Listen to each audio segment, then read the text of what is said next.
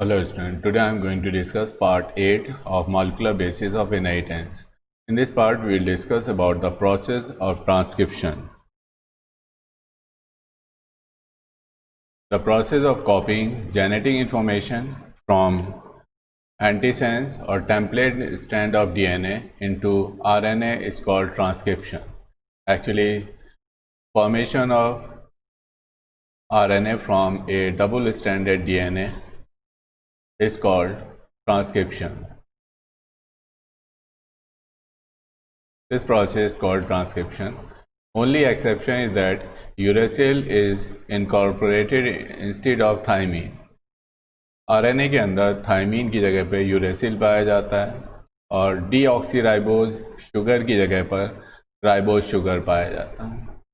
Transcription takes place during the G1, G2 phase of the cell cycle. Transcription occurs in 5' to 3' direction. Ribonucleotides are required for polymerization. A single-stranded RNA is a chain of or is a polymer of ribonucleotides. Transcription is completed in 3 steps. First step is the initiation, second is the elongation, and third one is the termination of transcription. Here, if these are the two strands of DNA, and the direction of this strand is 5' to 3' and 3' to 5' end, and this one is anti-parallel 5' to 3' end. The newly formed chain, direction of newly formed chain is 5' to the 3' direction. The formation of RNA start from this end. So this end of the RNA is the 5' and this end is the 3', because 3' contains OH group, which is essential for the polymerization of the new nucleotides. नए nucleotides सिर्फ 3' and पर ही हो सकते हैं, इसीलिए इसका जो direction है वो 3' से 5' डायरेक्शन में इसकी सिंथेसिस होती है. दूसरी चीज़, इन दोनों स्ट्रैंड्स में से एक ही स्ट्रैंड है जो एक फंक्शनल आरएनए बनाती है और एक फंक्शनल आरएनए से एक फंक्शनल प्रोटीन बनता है. तो जो स्ट्रैंड ट्रांसक्राइब्ड होती है या डीएनए की जिस स्ट्रैंड से आरएनए बनता है उसको हम टेम्पलेट स्ट्रैंड कहते हैं. इस केस में इस स्ट्रैंड से आरएनए बन रहा है, इस स्ट्रैंड का कम्प्लीमेंट्री एक आरएनए बन रहा है, तो इस स्ट्रैंड को हम टेम्पलेट स्ट्रैंड कहेंगे. This strand is the template strand.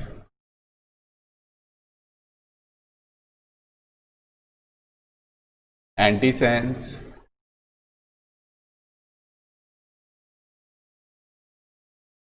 strand, non-coding strand,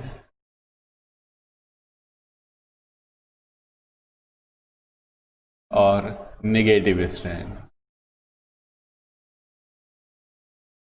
Transcription is completed in 3 steps: initiation, elongation, and termination. First step of the transcription is the initiation, and first of all, activation of ribonucleotide takes place. Ribonucleotide differ from deoxyribonucleotides in having ribose sugar. Instead of deoxyribose sugar, thymidine is replaced by uridine. The 4 types of ribonucleotides are AMP, GMP, UMP, and CMP. All of them are monophosphate. They are freely present in the nucleoplasm. Prior to transcription, the nucleotides are activated through phosphorylation. Means there is some phosphate groups are added to these monophosphate ribonucleotides and they are activated. The enzyme involved is the phosphorylase enzyme. Here you can see AMP reacts with ATP. From here, 2 phosphate are added to this and this is converted to ATP and ATP is converted to AMP. Here you can see that CMP, when 2-phosphate from this ATP is added to CMP, it is converted into CTP, and this ATP is converted into AMP. In this way, all these 4 ribonucleotides which are present in inactive form in the cytoplasm or the nucleoplasm or different organism, they are activated to form the triphosphate: adenine triphosphate, cytosine triphosphate, guanine triphosphate, and uridine triphosphate. So all these are the activated form of ribonucleotides.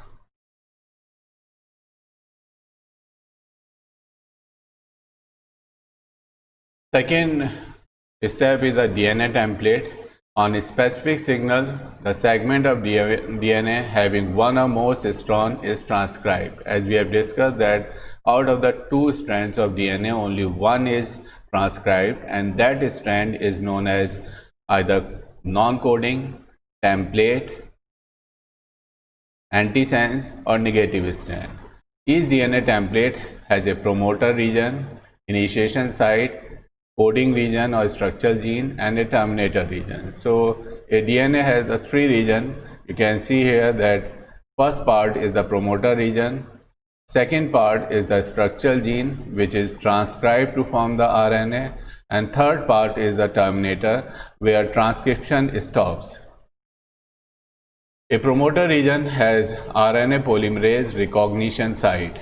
In the promoter region, there is a recognition site for the RNA polymerase enzyme, and this recognition site is called Tata box. So here this sequence is present here: TA,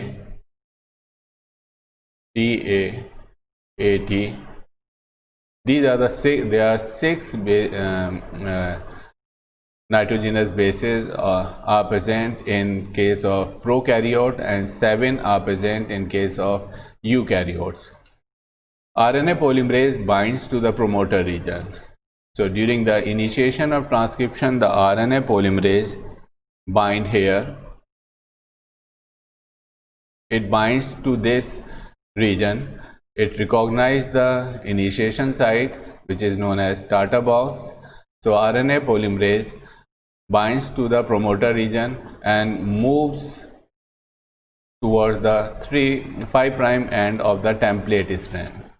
One of the 2 strands of DNA, 3' to 5' functions as a template. तो DNA की वो strand जो 3' से 5' direction में है, ये template strand की तरह काम करती है. Transcription takes place in 5' to 3' direction. अब यहाँ पर जो ट्रांसक्रिप्शन होगा, नई चेन जो बनेगी, ये क्योंकि ये 3' है टेम्पलेट का, तो ट्रांसक्रिप्शन का ये 5' होगा RNA का, और ये 3' एंड होगा. तो जो ट्रांसक्रिप्शन का डायरेक्शन है वो 5' से 3' डायरेक्शन में ट्रांसक्रिप्शन होता है.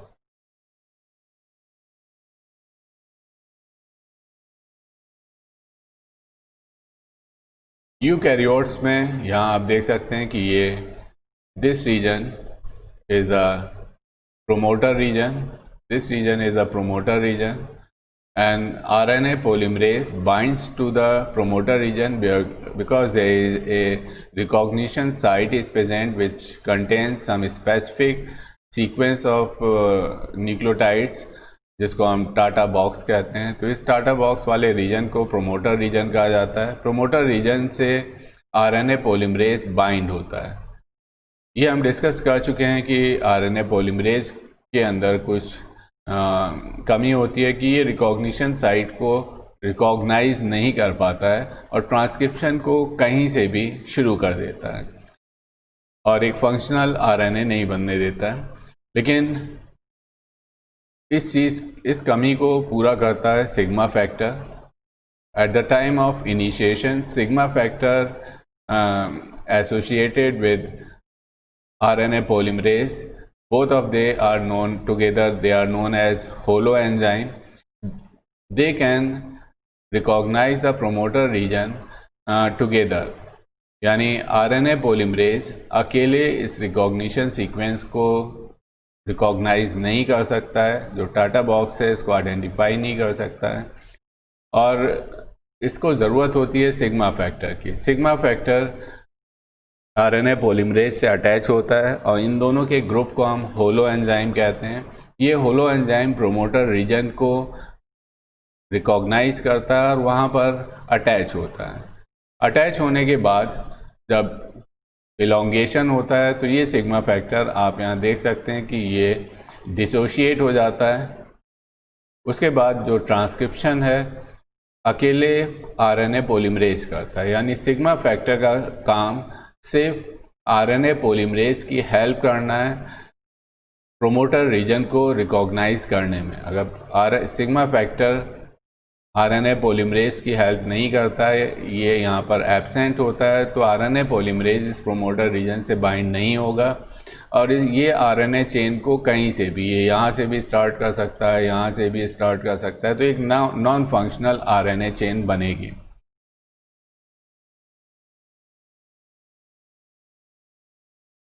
Next is the chain elongation. Once the RNA polymerase is in position at the promoter, the next step of transcription is elongation. Basically, elongation is the stage when RNA strands gets longer. So during the elongation, जो RNA chain है ये बड़ी होती जाती है, इसकी length increase होती है। During elongation, RNA polymerase walks along one strand of the DNA known as template strand. For each nucleotide in the template, RNA polymerase add a matching RNA nucleotide to the 3' end of the strand. ये हम discuss कर चुके हैं कि जो direction है वो 5' to 3' direction में होता है और नया न्यूक्लियोटाइड सिर्फ 3' एंड पर ही ऐड हो सकता है क्योंकि वहाँ पर हाइड्रोक्सिल ग्रुप होता है।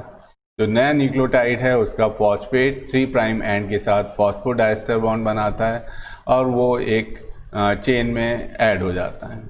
RNA transcript is nearly identical to the non-template or the coding strand of the DNA. However, RNA strands have base uracil in place of thymine as well as slightly different sugar in the nucleotide. So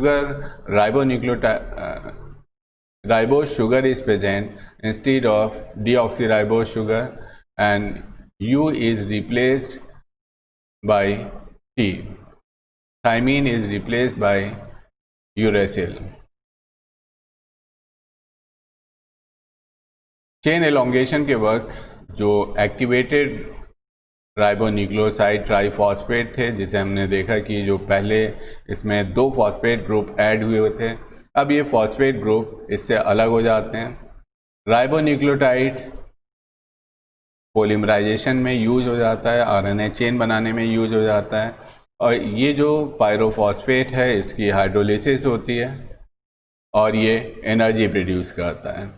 energy का use bond formation यानी phosphodiester bond बनने के लिए जो energy की ज़रूरत होती है वहाँ पर ये एनर्जी यूटिलाइज हो जाती है।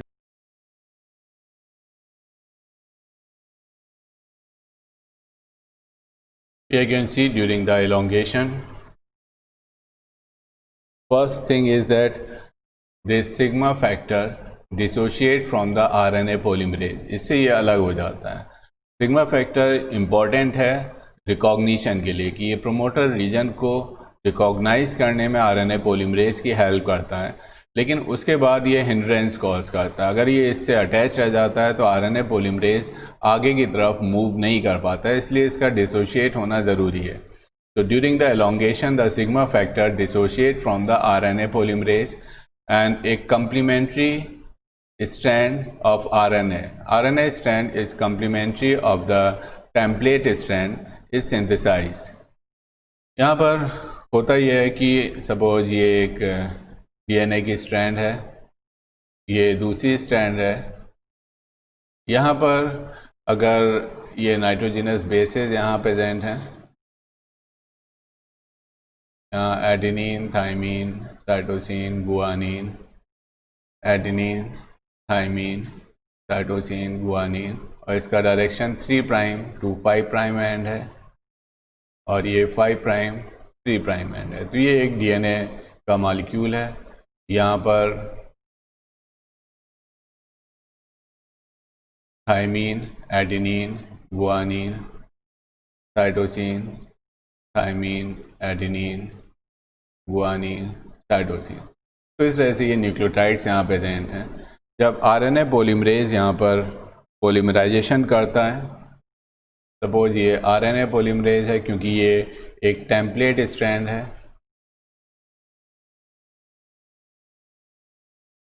इस स्ट्रैंड की कम्प्लीमेंट्री बनना है, और जो आरएनए चेन है वो ट्रांसक्राइब कर रहा है इस स्ट्रैंड को। जो आरएनए चेन है वो इसकी कम्प्लीमेंट्री होती है। अगर यहाँ पर एडेनिन है तो ये यूरेसिल हो जाएगा, थायमीन है तो यहाँ पर एडेनिन हो जाएगा, यहाँ गुआनिन, साइटोसिन। तो जो न्यूली फॉर्म्ड स्ट्रैंड है वो टेम्पलेट की कम्प्लीमेंट्री होती है।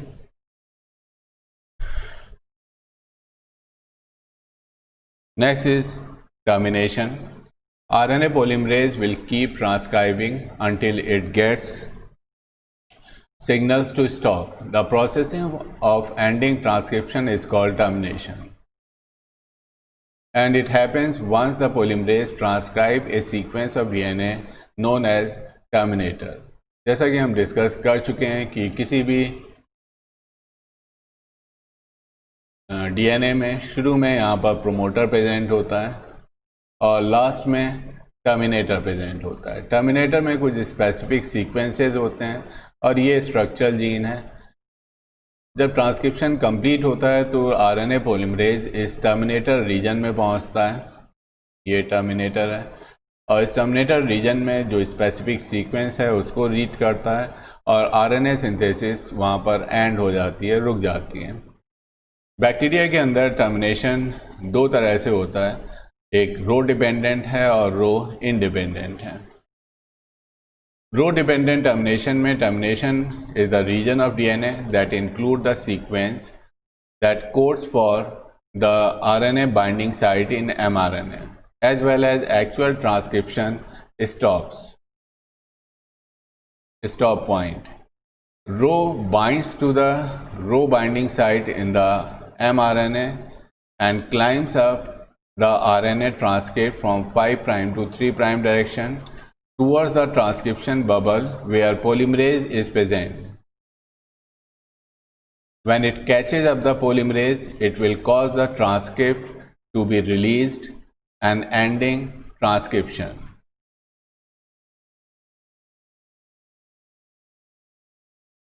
यहाँ पर टर्मिनेशन में होता यह है कि जब ये रीजन जो है, this region is the termination shown in green colour, ये टर्मिनेशन रीजन है या टर्मिनेटर है। इस टर्मिनेटर रीजन को रीड करने के लिए इस रो फैक्टर की ज़रूरत पड़ती है।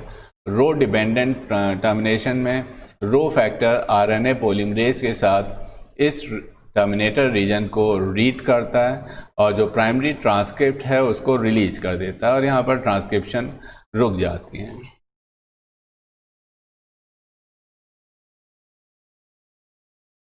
Post transcriptional modification. Primary transcript is often larger than the functional RNA. This primary transcript is also known as heteronuclear RNA. Post-transcriptional processing is required to convert the primary transcript into functional RNAs. Cleavage. Larger RNA precursor are cleaved to form the smaller RNA. कुछ cases में क्या होता है कि जो RNA larger RNA precursor हैं उनका cleavage होता है और वो एक फंक्शनल आरएनएज में कन्वर्ट हो जाते हैं। ये प्राइमरी ट्रांसक्रिप्ट जो क्लीव करते हैं ये एंजाइम का नाम राइबोन्यूक्लियेज है। Primary transcript of RNA in is 45S in eukaryote it is cleave to form the, यहाँ आप देख सकते हैं कि जो एक प्राइमरी ट्रांसक्रिप्ट बनता है, राइबोसोमल आरएनए बनता है यूकैरियोट्स के अंदर, वो 45S का होता है। इसका क्लीवेज होता है 32S और 20S में। इसके बाद 32S, 28S और 5.8S और 28S से 18S राइबोसोमल आरएनए बनता है।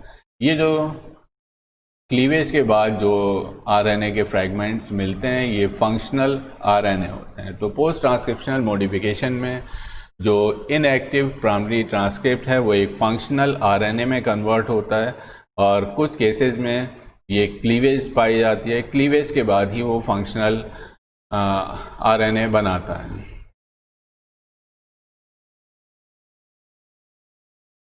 Next is the splicing. Eukaryotic transcript possess extra segments called introns.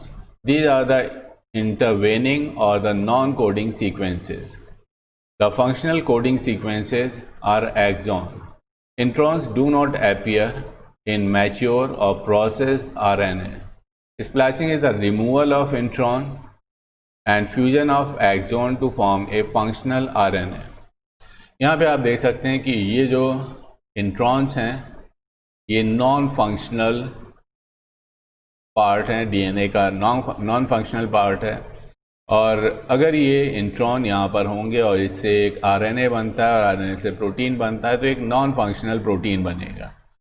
इसलिए जो प्राइमरी आरएनए ट्रांसक्रिप्ट है इसको फंक्शनल बनाने के लिए इन इंट्रॉन का निकालना ज़रूरी है, यानी इनको स्प्लाइस आउट करना ज़रूरी है। स्प्लाइसिंग में ये इंट्रॉन कट करके निकाल दिया जाता है और जो एक्सॉन है दे आर ज्वाइन टुगेदर। आप देखेंगे यहाँ से इंट्रॉन अलग निकल गया है और एक्सॉन 1, एक्सॉन 2, एक्सॉन 3 यहाँ आप देखेंगे ये आपस में अटैच हो गए हैं और इनके अटैच होने से एक फंक्शनल स्प्लाइस्ड आरएनए बन गया है जो कि एक फंक्शनल आरएनए है और इस फंक्शनल आरएनए से एक फंक्शनल प्रोटीन फॉर्मेशन होता है। Third modification is the terminal addition. Additional nucleotides are added to the ends of RNA for a specific function. CCA sequence are added to the 3' end of the tRNA. Cap at the 5' end of the mRNA. यहाँ आप देख सकते हैं कि ये 5' end पर ये cap add है। Actually ये जो cap है it's a modified GTP into 7-methyl guanosine। तो यहाँ पर 7-methyl guanosine फंक्शनल आरएनए के 5' एंड पर ऐड होता है तो इसको हम कैप कहते हैं। इसी तरह से 3' एंड पर एक पोली ए टेल प्रेजेंट होती है। ये करीब 200 to 300 न्यूक्लियोटाइड रेजिड्यू यहाँ पर प्रेजेंट होते हैं और पोली ए टेल 3' एंड पर प्रेजेंट होते हैं। ये दोनों प्रोटेक्टिव होते हैं, ये आरएनए को प्रोटेक्ट करते हैं क्लीवेज की इसका किसी तरह से कोई एंजाइम इसको डाइजेस्ट ना कर दे, तो ये प्रोटेक्टिव इन नेचर हैं। And they also this cap also help to attach the functional RNA और एमआरएनए टू द राइबोसोम। ये कैप की मदद से ये राइबोसोम से भी आसानी से अटैच होता है जब प्रोटीन सिंथेसिस या ट्रांसलेशन के वक्त। Nucleotide modification. Modified nucleotide are most common in tRNA. सबसे ज़्यादा जो मॉडिफाइड न्यूक्लियोटाइड हैं वो टीआरएनए में होता है। कुछ न्यूक्लियोटाइड्स का मिथाइलेशन होता है और जैसे methyl cytosine, methyl guanosine. Deamination होता है यानी रिमूवल ऑफ अमीनो ग्रुप होता है, इससे आइनोसिन बनेगा, एडेनिन बनेगा। डाईहाइड्रोयूरेसिल और सीडोयूरेसिल भी प्रेजेंट होते हैं। तो ये जो मॉडिफाइड न्यूक्लियोटाइड हैं, क्योंकि ये मॉडिफाइड हैं तो इनका कोई भी कम्प्लीमेंट्री बेस से इनकी पेयरिंग नहीं होती है, इसीलिए ये लूप फॉर्मेशन होता है। इस लूप के अंदर जो बेसेस हैं वो मॉडिफाइड बेसेस होते हैं, जैसे डाईहाइड्रोयूरेसिल की जगह पर डाईहाइड्रोयूरेसिल होता है या सीडोयूरेसिल होता है। यहाँ पे आप देख सकते हैं ये यूरेसिल, मॉडिफाइड यूरेसिल यहाँ पे प्रेजेंट हैं। यहाँ आप देख रहे हैं कि यहाँ पर कम्प्लीमेंट्री नॉर्मल न्यूक्लियोटाइड्स हैं, इसलिए इसको कम्प्लीमेंट्री न्यूक्लियोटाइड्स के साथ पेयरिंग हो रही है। यहाँ पर मॉडिफाइड न्यूक्लियोटाइड हैं तो उनका कोई भी कम्प्लीमेंट्री न्यूक्लियोटाइड आरएनए में प्रेजेंट नहीं होता है, इसलिए इनके बीच में पेयरिंग नहीं होती है और ये लूप फॉर्मेशन यहाँ पर पाया जाता है।